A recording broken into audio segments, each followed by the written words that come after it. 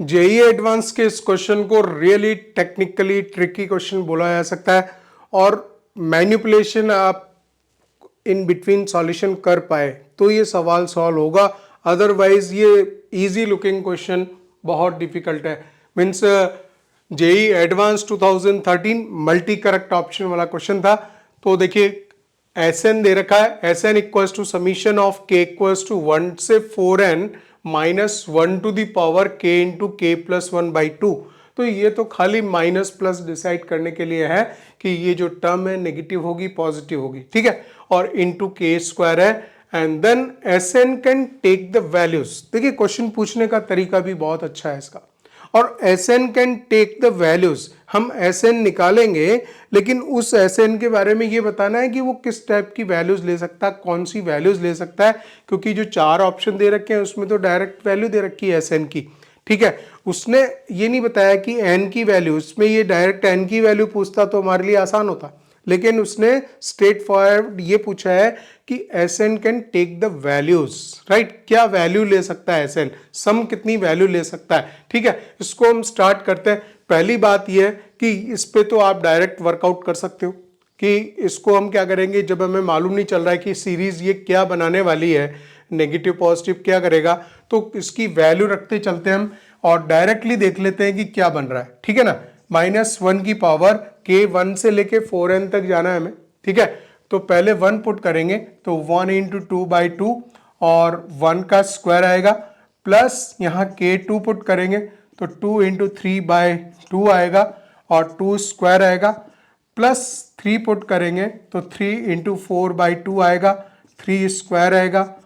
मैं वैल्यूज रख रहा हूँ डायरेक्टली जिससे आपको पता चले कि क्या लिखना है। यहाँ आएगा 4 इंटू 5/2 और के 4 पुट किया है 4 स्क्वायर आएगा।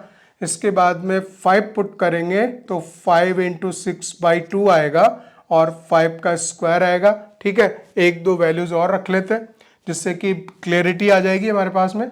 -1 की पावर यहाँ 5 रखा ना, 6 रखेंगे, 6 इंटू 7/2 और 6 स्क्वायर, -1 की पावर 7 इंटू 8/2 7 स्क्वायर। चलिए यहाँ तक छोड़ते हैं। अब इससे हमें पैटर्न तो सामने आ जाएगा हमारे, ठीक है ना। फिर देखिए मजेदार चीज क्या किस तरह से वर्कआउट होगा, क्योंकि इस एस एन को पूरा वर्कआउट करके फिर एस एन में ये बताना है कि S N can take the values. ये बहुत ही, इसने जो चीज को बड़े ही इंटरेस्टिंग वे में, ट्रिकी वे में क्वेश्चन को पूछ लिया है। ऑप्शन में तो वैल्यूज दे रखी हैं, ठीक है ना। चलिए यहाँ पे वैल्यू बनेगी नेगेटिव, नेगेटिव बनेगा 1 स्क्वायर, नेगेटिव 1 स्क्वायर, ये भी नेगेटिव बनेगा तो नेगेटिव आएगा 2 स्क्वायर। इसके बाद में आएगी ये वैल्यू 3 2 जा 6, -1 की पावर 6 है, पॉजिटिव आएगा तो ये आएगा 3 स्क्वायर, है ना। और ये आएगा 5 2 जा 10 और ये भी पॉजिटिव आएगा तो ये 4 स्क्वायर आएगा। इसके बाद आ जाइए आप इस पे 2 3 जाइए, 15 पावर है -1 के ऊपर तो नेगेटिव आएगा, नेगेटिव का 5 स्क्वायर आ रहा और ये 3 टाइम्स कट हो रहा है, 3 7 जा 21 तो -1 की पावर 21, ये भी नेगेटिव आएगा तो ये भी नेगेटिव आया। अब आप यहाँ पे पैटर्न पकड़ में आ गया है, आप देख रहे हो 2 नंबर नेगेटिव हैं, फिर 2 नंबर पॉजिटिव हैं, फिर 2 नंबर नेगेटिव है, तो अगले 2 नंबर डेफिनेटली मैं अब बिना सोचे समझे लिख सकता हूँ 7 स्क्वायर प्लस 8 स्क्वायर लिख सकता हूँ, -9 स्क्वायर -10 स्क्वायर लिख सकता हूँ, ठीक है। ये मैंने लिख दिए और ये टोटल जो टर्म्स ओपन हुई है अभी, तो गाइज ये भी 4n टर्म्स है, 4n टर्म्स है। अब देखिए यहीं पे मैनिपुलेशन करनी पड़ेगी, उसको आप देखते चलिए ध्यान से कि एक काम करते हैं कि ये वाले नंबर को हम इसके साथ में 1 3 और 5 7 वाले ऑड ऑड वाले देख लें, 5 7 9 11 देख लेते हैं, ठीक है ना। प्लस एक 11 स्क्वायर और लिख देता हूँ, चलिए समझने के लिए 9 11 वाले को, इनको हम एक साथ मर्ज कर लेते हैं। एक साथ क्यों मर्ज कर लेते हैं, ऑड ऑड को देखिए क्या बनने वाला है, दिस इज 3 स्क्वायर -1 स्क्वायर बनेगा, ठीक है। और ये बनेगा आपका 7 स्क्वायर -5 स्क्वायर बनेगा, प्लस ये बनेगा आपका 11 स्क्वायर -9 स्क्वायर, माइनस का 9 स्क्वायर, ठीक है, -9 स्क्वायर बनेगा। और जो दूसरी सीरीज है उसमें देखिए क्या हो रहा है, वो जो दूसरी सीरीज है वो 4 2 वाली इवन वाली है, वो इवन वाली है, ये वाली इवन वाली है, तो इसमें 2 4 गया 6 8 जाएगा, ये वाली है, ये इवन वाली है, ठीक है। तो यहाँ पे मैं लिखूंगा 4 स्क्वायर माइनस 2 स्क्वायर, क्लियर है ना। इसके बाद में 2 4 आ गया, 6 8 है, 8 स्क्वायर माइनस 6 स्क्वायर लिखूंगा, ये पैकेट साथ में रहेंगे, है ना। और इसके बाद में लिखेंगे 8 6 आ गया, 10 8 नहीं, यहाँ पे आएगा फिर, क्योंकि ये 12 आएगा, 12 10 आएगा, so this is 12 square minus 10 square आएगा, ठीक है। तो 2 4 4 2 8 6 12 10, ठीक है ना, इस तरह से चल जाएगा हमारे 6 8 भी आ गया, 10 भी आ गया, 12 भी आ गया। अब यहाँ पे एक चीज और देखिए ध्यान से, ये जो अगर टोटल 4n टर्म्स थी गाइस, तो उसको जब हमने स्प्लिट किया, दो पार्टीशन किए हैं, तो ये एक्चुअल में 2n टर्म्स बना रहा होगा, और ये बना रहा होगा, ये भी 2n टर्म्स ही बना रहा होगा, ठीक है ना। टोटल 2n टर्म्स बनेंगी। अब आप यहाँ पे गौर फरमाइएगा, इसको बिल्कुल ध्यान से देखिएगा कि मैं क्या किस तरह से इसको मैनिपुलेट करता हूँ चीज़ों को, और फिर हम इस रिजल्ट पे पहुँचते हैं। बहुत ही मज़ेदार प्रॉब्लम दी थी इन्होंने, ठीक है ना। तो देखिए ये चीज़ भी हटा दें, राइट। अब हम इस पे आ जाते हैं कि इस सीरीज को हम किस तरह से लिखने वाले हैं।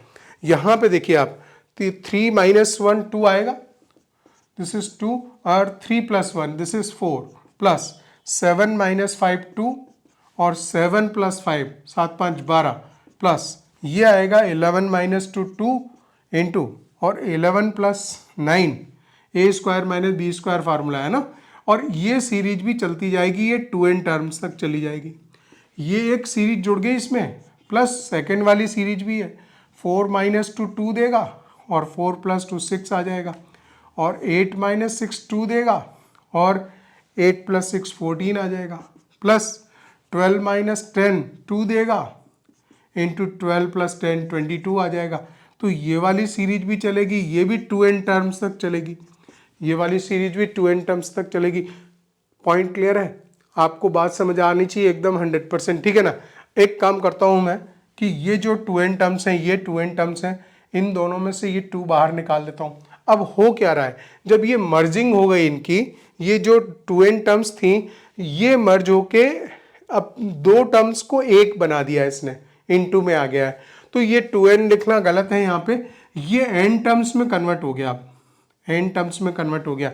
रीजन, यहाँ पे ये दो टर्म्स बोल सकते हैं, लेकिन जब इसको हमने प्रोडक्ट वाले फॉर्मेट में लिखा है तो एक ही टर्म बन गई, ये भी एक टर्म बन गई, ये भी एक टर्म बन गई है, उसमें से 2 भी कॉमन निकल रहा है। तो 2 हम कॉमन निकालेंगे, और सीरीज को देखिए आप, 2 4 + 12 + 20, एक सीरीज ये चली जाएगी, ठीक है, ये चली जाएगी, और अप टू n टर्म्स तक जाएगी, कंफर्म है, दिस इज n टर्म्स तक जाने वाली है, प्लस 2 टाइम्स ऑफ, और यहाँ आएगा 6 + 14 + 22 22, और ये वाली जो टर्म है ये भी n टर्म्स तक जाएगी, कंफर्म है। क्योंकि दो टर्म्स को जब हमने a square minus B square वाला फॉर्मूला लगाया था, तो उससे क्या कर दिया हमने, दो टर्म्स को एक टर्म्स कर दी।